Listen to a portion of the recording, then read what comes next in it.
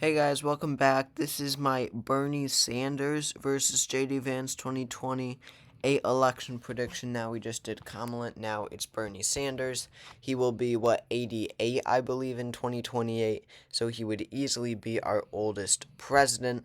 A very unlikely to be nominated, but really an interesting scenario for a guy who still has major support. I mean, more people would support Bernie Sanders in 2028 despite his age than, established normal younger politicians, whoever, I don't know, I can't, like Chris Murphy, for example. I don't know. John Fetterman is a good example too. Bernie still has a major following, and honestly, he could still be very successful in 2028 because a lot of people don't even see age with Bernie Sanders. It's really not a factor in him. He is still as sharp as he was 20 years ago. So, with that being said, let's start off with our safe Democratic states. Bernie Sanders would absolutely do better than Kamala Harris, even despite his age. I'm one of the people who believes that he would have won in an absolute landslide in 2016, and he definitely would have won in 2020. Wouldn't have been a landslide, but he absolutely would have beaten Trump by more than Biden did. Even in 2020. So, really, he'll return a lot of these traditionally safe Democratic states back into that Democratic column. He will turn out Democrats, I believe. That means maybe New Jersey is an exaggeration because that was a 5 point margin in 2024. So that one would stay likely. New Hampshire would be close to a safe margin. Maine, of course, Maine at large would be safe, as well as the first district. He would do very well in the Northeast, especially the New England states. He comes from right next door in Vermont. And then Maine's second congressional district, against someone like Vance, I think he would absolutely crush the competition, right? A leftist outsider, that is exactly the type of you know, candidates, Maine second congressional district would love. They love outsider populist candidates. And then he has some more safe states like Illinois, Colorado, New Mexico, and Virginia would be likely. As for J.D. Vance's safe states, he has quite a few. You've got Montana, Idaho, Wyoming, Utah. Of course, he sweeps down here. Nebraska's second. We'll leave as a toss-up for now. He's going to sweep the South as well. Not Bernie Sanders' strong suit. He did not gain too much support among black voters in the primary. Probably would have been different in the general election, but they did not. They certainly wasn't his first choice both times he ran for president. J.D. Vance would win South Carolina by a likely margin, or that's it actually. Hawaii is safe for Bernie Sanders. So now we get into some closer states. So as for Bernie Sanders, Minnesota, states like Minnesota, he'll easily win. Really, the Rust Belt he would do very well in. Again, he is on track to be, completely mentally competent and sharp, even in 2028. The way things are going, he is seriously, showing no signs of compromising, mentally.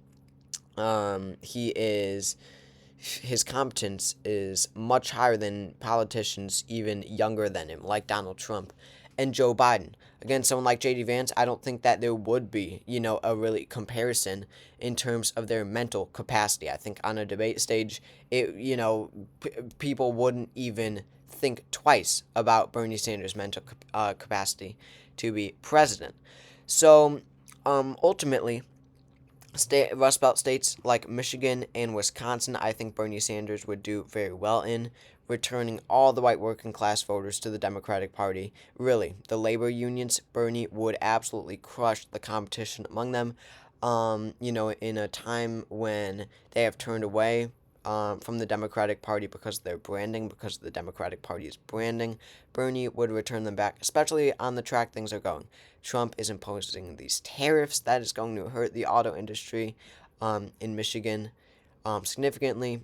We're looking at a weak economy, and with Bernie Sanders being the Democratic nominee, he would crush Vance across the Rust Belt. That is for sure in my mind. Alaska is reduced to a lean margin for J.D. Vance. And then you've got Pennsylvania. This one would be a bit closer, I think, than Michigan and Wisconsin, but it would still go to Bernie Sanders. You've got Nevada, Arizona. The Republican Party has been extremely successful in branding Bernie Sanders as a socialist. This one particularly hurt Bernie Sanders among the Latinos in Nevada, in Arizona, and Texas. But in Florida and somewhat Texas, but especially Florida, you've got lots of Hispanic immigrants from Venezuela, from Colombia, from Cuba, especially in Florida, escaping communist dictatorships. So that would hurt Bernie Sanders significantly. Um, so JD Vance would win in Florida pretty easily. That one would actually probably trend towards the right with Bernie Sanders as the nominee. You've got Texas. I don't think that, there would be more offset among the Latino voters. So Texas, I would still put as likely. I don't think that narrows up too much.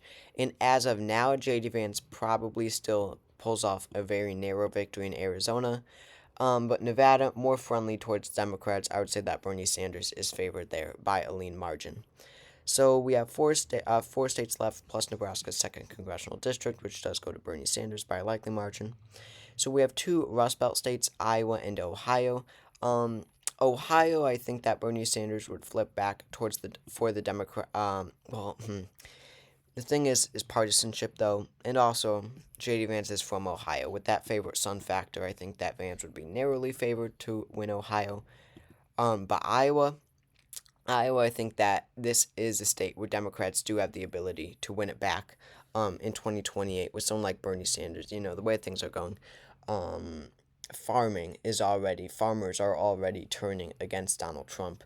He is, with all the funding that he is cutting back, especially for USAID, this is taking back funding that farmers were receiving as subsidies from the Inflation Reduction Act with Biden, and now they're not receiving those subsidies. I don't know how many it is, but again, Bernie Sanders, very powerful candidate, would be able to flip Iowa.